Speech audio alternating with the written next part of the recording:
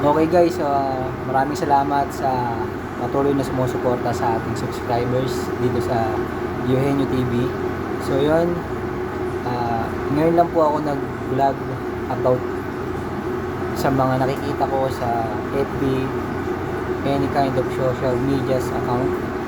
So marami akong nakikita na feeling nila napakalaking napakalaking bagay na sa kanila yung mga pinagagawa nila, pero ang katotohanan dito sa mundong to is yung magtiwala ka lang sa sarili mo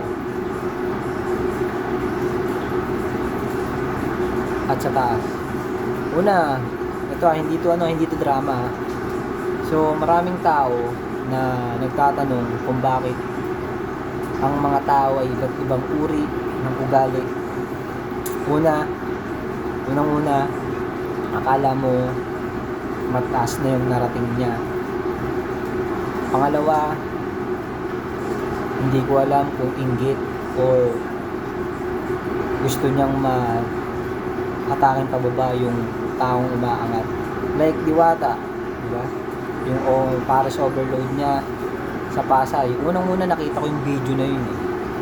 So, yung kay Diwata na issue na yan, maraming nag-comment dyan. Pero yung kay Diwata naman kasi is may punto siya. Diba? Lumaban siya ng patas. I mean, pinagsimikapan niya, pinaghirapan niya kung ano yung dapat niyang gawin sa kanya. Tulad ko, siya rin ako mahirap. So, like si Diwata, maraming balita. Doon siya natutulog sa, I think, ilalim ng tulay. So, parang ganun eh. Parang, basta ganun. Marami siyang mga kaibigan doon. Ang sinabi ko naman, sabi ko, ayos yan. So, bakit gaganunin si Diwata ng mga gobyerno? Or like, for example, ng mga tao. Diba? Unang-una, hindi naman dapat. Kasi yung taong yun, galing sa hirap yan eh. Diba? Hindi natin masisisi kasi ang mga tao is yung iba, hindi nila alam yung ginagawa nila. Magsasalita sila sa isang tao na hindi naman nila alam kung ano yung dulo ng buhay o yung pinagdaanan ng tao na yan bago na narating yung successful na sinasabi. Alam mo, pag nagka-pera ka ng konti, wag mong parang yun, pera ako, ganyan. Wag ganun. Ibig sabihin, ipunin mo.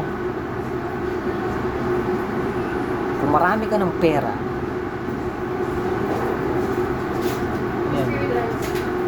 Kung marami ka ng pera,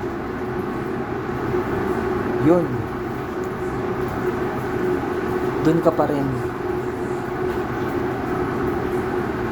magtrabaho. Ipunin mo lang ng ipunin. Kasi, darating yung panahon na hindi lagi kang malakas. Na hindi lagi kang makakabuhat ng ganyan. Tatanda rin tayo. So ngayon, ito lang muna ang aking vlog. Yun lang. Maraming taong hindi ko lubos maisip bakit nagagawa ng mga tao na ganun. Yung mga sinasabi na masasakit. Kahit successful na yung tao, hindi pa rin eh. So guys, maraming salamat. Ito lang po yung video ko. So yun, maraming salamat sa sumuporta. Like sa ibang bansa na sumusuporta sa atin sa YouTube channel natin. Maraming salamat sa inyo mga kahombre. Hindi, mga ka-Eugenio, okay yan. Maraming salamat at patuloy lang po tayong maniwala sa taas. Lahat po yan, siya po ang gumagawa. At tayo naman ang kumikilos Siya po ang may awa, siya po ang kikilos sa atin. Okay, so yun lang guys. Maraming salamat. Done.